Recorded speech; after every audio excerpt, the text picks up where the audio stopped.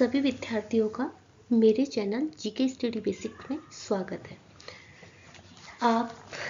मैं रीना शर्मा आपके सामने पद्य भाग से जो पहला हमारा पाठ है क्लास 10th में सूरदास के पद, वो हम यहाँ पर पढ़ते हैं।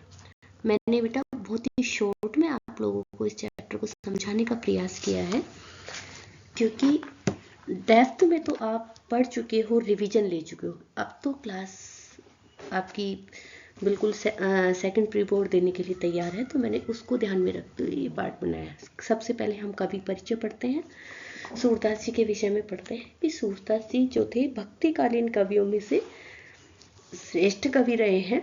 इनका जन्म स्थान मथुरा के निकट रेणुका क्षेत्र में माना जाता है, ठीक है।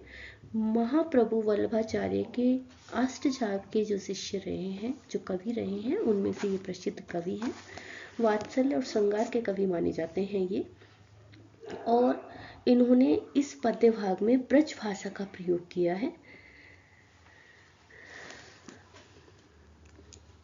हमारा जो ये पाठ है, यह सूरदास जी द्वारा रचित श्रेष्ठ ग्रंथ सूरसागर के भ्रमर गीत से लिया गया है, ठीक है। याद रखना कहाँ से लिया गया है, सूरदास के भ्रमर गीत से। पाठ परिचय देखिए।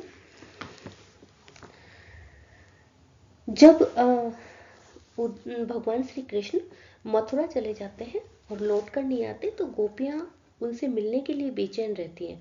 उस समय गोपियों को निर्गुण का संदेश देने के लिए भगवान श्री कृष्ण ने उद्धव जी को भेजा, जिससे कि वो गोपियों को निर्गुण का संदेश देकर उनकी जो प्रेम की जो ज्वाला है उसे शांत कर सके।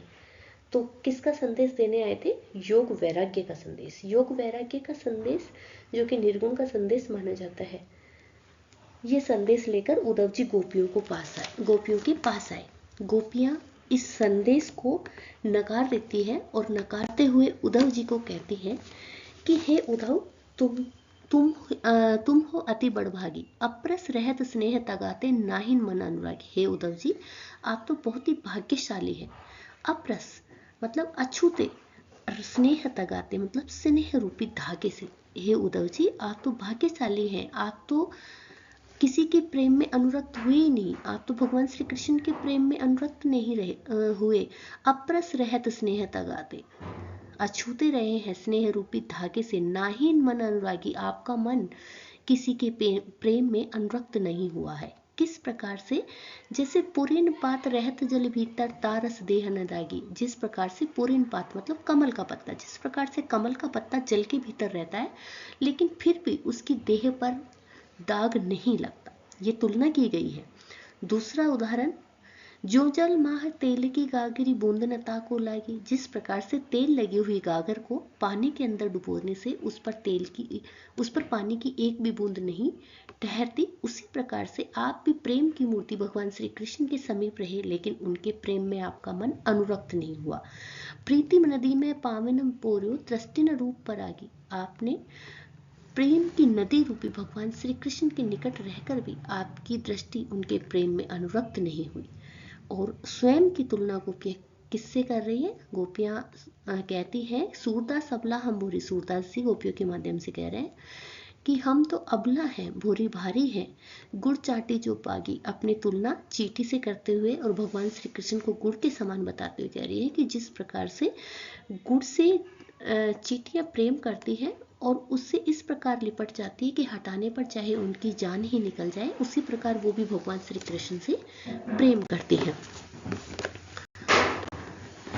दूसरा इसका पद है, मन ही मांझ रही, कहियन जाए कौन पे उद्धव नाहिन परत कही। दूसरे पद में उन्होंने कहा है कि हे उद्धव, हमारे जो मन की बातें हैं वो मन में ही रह गई। कहियन जाए कौन पे उद्धव नाहिन परत सही, कि हे उद्धव, अब तो ये बातें सही भी नहीं जाती और कहीं भी नहीं जाती। अवधि आधार आसावन की तन मन विथा सही। उनके आने की एक उम्मीद ही हमारे जीवन का आधार थी, और इसीलिए अब तक हमने तन मन की जो व्यथा है, जो दुख है, जो तकलीफ है, वो हमने सहन किया है।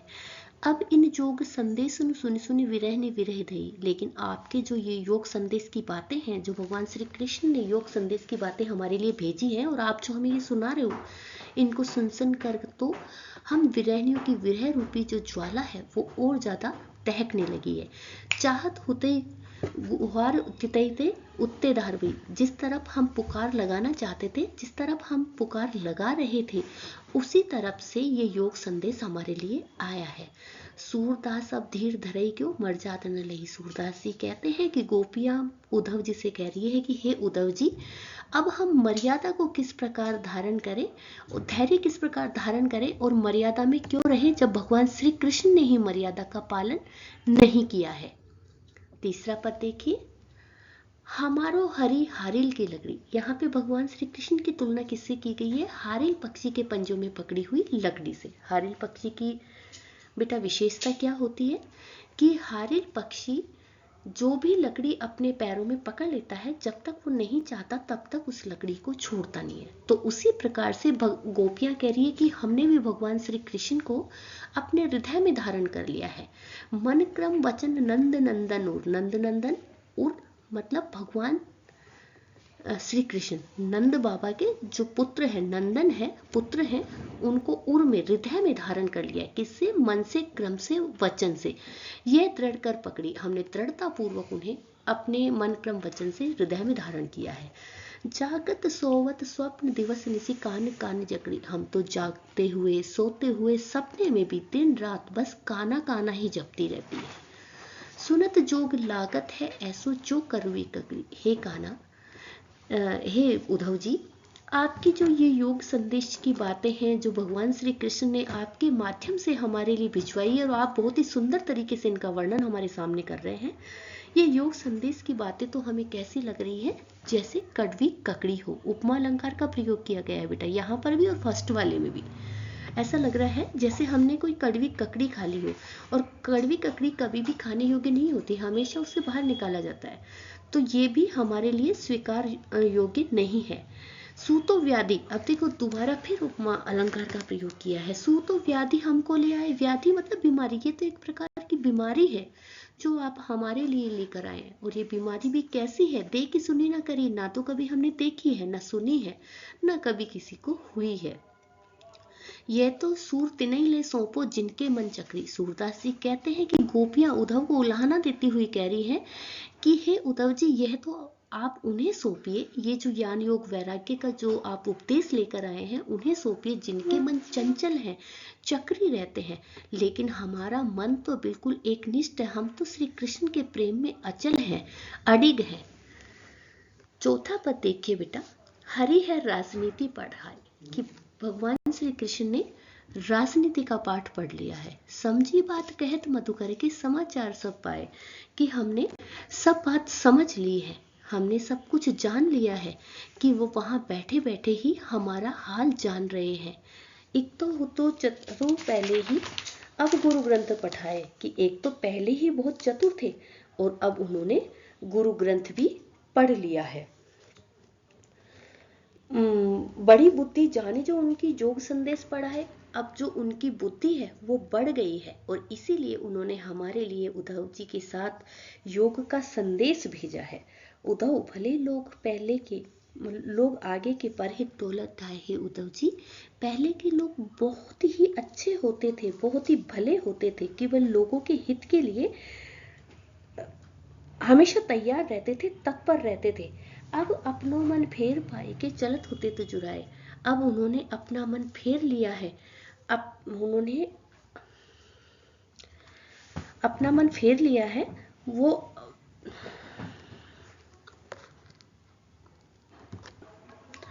वो हम हमसे मिलना ही नहीं चाहते हैं। मतलब चाहते हैं, उन्होंने हमारा मन हमसे चुरा लिया है और अब उनका ये फर्ज बनता है कि वो हमसे आकर मिले, लेकिन अब वो हमसे आकर मिलना नहीं चाहते।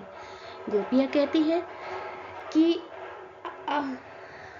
ते क्यों आप अनीति करे आपुंजे अनीति चुराए। राजधर्म सो यह सूर जो प्रजा न जाए सताए। गोपियां आगे कह रही है कि कृष्ण उन पर अन्याय कर रहे हैं। श्री कृष्ण आपको राजा का धर्म पता होना चाहिए, और राजा का राज धर्म क्या होता है कि प्रजा को सताए नहीं, उस पर अन्याय नहीं करे, उनकी सभी बातों का विशेष रूप से ध्यान रखे।